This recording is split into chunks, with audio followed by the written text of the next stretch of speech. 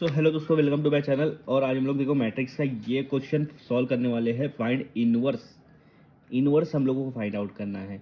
सबसे पहली बात मैं आपको बता देता हूँ, जब भी इनवर्स फाइंड आउट करना है तो सबसे पहले डिटर्मिनेंट निकाल दो। जो भी मैट्रिक्स आपको दी हुई है उसका डिटर्मिनेंट निकालो। इससे आपको पता चल जाएगा कि इसका इन्वर्स निकल सकता है या नहीं निकल सकता है। आपके पास दो ऑप्शन होता है, या तो इन्वर्स निकलता है या तो नहीं निकलता है। तो ये आपको पहले ही पता हो चल जाता है। तो आपको क्या करना है, डिटर्मिनेंट्स निकालना है। डिटर्मिनेंट्स में क्या होता है, ये दोनों को पहले मल्टीप्लाई करते हैं। 3 मल्टीप्लाई बाय 1, ठीक है।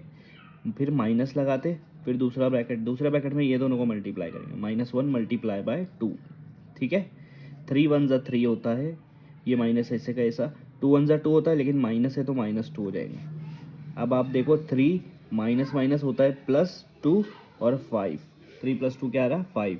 अब आप देखो यहाँ पर हमारा जो आंसर है वो 0 नहीं है, तो इसका मतलब इसमें आप ए इनवर्स निकाल सकते हो। अगर आपका आंसर 0 आ जाता था तो इनवर्स नहीं निकलता था, ठीक है। तो 0 नहीं आया है। अब इनवर्स निकालने की कोशिश कर। अब इनवर्स कैसे निकालेंगे, इनवर्स निकालने का क्या तरीका है, ये फॉर्मूला आपको लगाना पड़ेगा। A into A inverse is equal to identity matrix. A inverse is equal to identity matrix. A क्या है, ए मैट्रिक्स आपकी ये वाली मैट्रिक्स, तो इसको आप यहाँ लिखो 1 -1 2 3। ये आपका ए हो गया। ए इनवर्स उसके नीचे लिखो, क्योंकि ए इनवर्स तो है ही नहीं हमारे पास, उसी को तो फाइंड आउट करना है, तो उसको वैसे का वैसा लिखूंगा। आय बोले तो आइडेंटिटी मैट्रिक्स 2/2 है, तो 2/2 की आइडेंटिटी मैट्रिक्स हमको बनाना पड़ेगा। क्या हो गया, आइडेंटिटी मैट्रिक्स आ गया 1 0 0 1, ठीक है। अब आपको क्या करना है, कुछ नहीं करना है। आपको ये वाली जो मैट्रिक्स दिख रही ना, ये मैट्रिक्स ए को इसमें कन्वर्ट करना है। मतलब ये ए मैट्रिक्स को इस जैसी बनाना है। यहाँ पर 1 रहेगा, यहाँ 0, यहाँ 0, यहाँ 1। अब कैसे करेंगे वो आपके ऊपर है। वही सारा खेल है जो आप करोगे। इसको इसके जैसा बनाना है। समझ में आ रहा ना आपको? हाँ। तो क्या क्या मतलब इसको इसके जैसे क्या बनाना है, ये दो जगह 0 आना चाहिए और यहाँ 1 आना चाहिए। आ रहा समझ में? यहाँ तो ऑलरेडी 1 है। अब दूसरा जो काम करेंगे, हम लोग स्टार्ट करेंगे, तो मैं सबसे पहले इसको 0 कर दूंगा। इसको 0 कैसे करूंगा, ये मेरा कौन सा रो है, सेकंड रो है। सेकंड रो में से सेकंड रो का पहले एलिमेंट मेरे को किसको 0 करना है, 2 को। तो 2 तभी 0 होगा जब उसमें से 2 माइनस करूंगा। 2 में से 2 माइनस करूंगा तभी वो 0 होगा ना। हाँ, तो आप क्या करो, R2 तो लिख दिया। R2 मतलब 2। 2 में से 2 माइनस करना। 2 कहाँ से लाएंगे, R1 में 2 है क्या, नहीं है। R1 में तो 1 है, तो R1 को 2 से मल्टीप्लाई कर देंगे। 2 1 सा क्या हो जाएगा, 2, ठीक है। तो मतलब हमारा यहाँ पर 0 आ जाएगा। हाँ, अब ये सारी चीज़ों को अप्लाई होगा।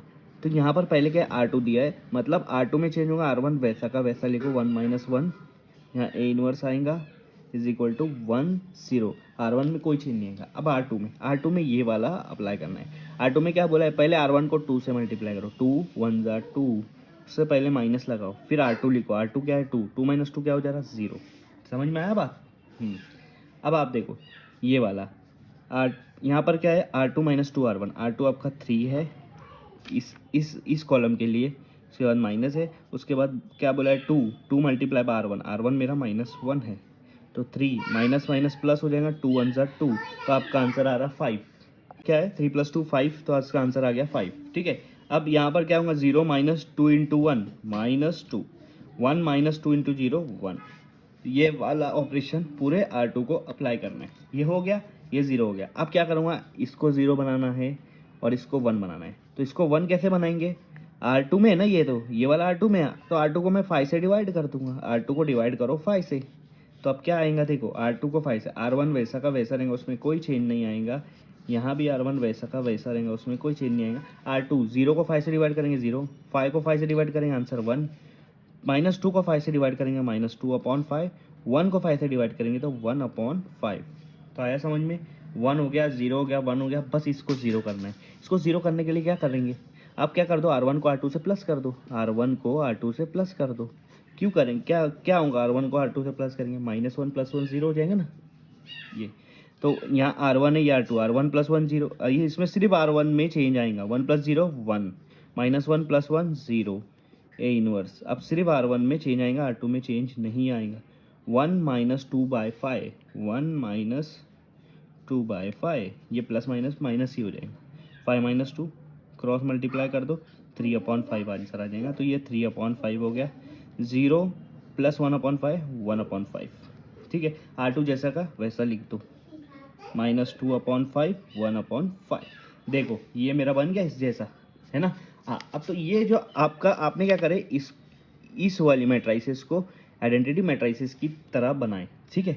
ये बनाने में क्या हुआ कि जो आइडेंटिटी मैट्रिक्स पहले से थी वो चेंज हो गई, वो जो चेंज हुई वही आपकी ए इनवर्स बन गई। वो क्या बन गई, आपकी ए इनवर्स बन गई, ठीक है। तो ये आ गया आपका 3/5 1/5 -2/5 1/5। अब कुछ लोग बोलेंगे कि सर ये जो आइडेंटिटी मैट्रिक्स इसका क्या होगा। अब आप देखो, आप कुछ आपने मैथ सॉल्व करे होंगे, तो 1 × x = 2।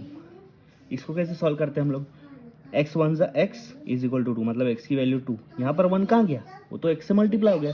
तो मैट्रिक्स में ये जो आइडेंटिटी मैट्रिक्स रहती है ये 1 रहती है, ये ए इनवर्स से मल्टीप्लाई होकर ए इनवर्स बन गया और आपका ये आंसर आ गया। ये आपका है ए इनवर्स।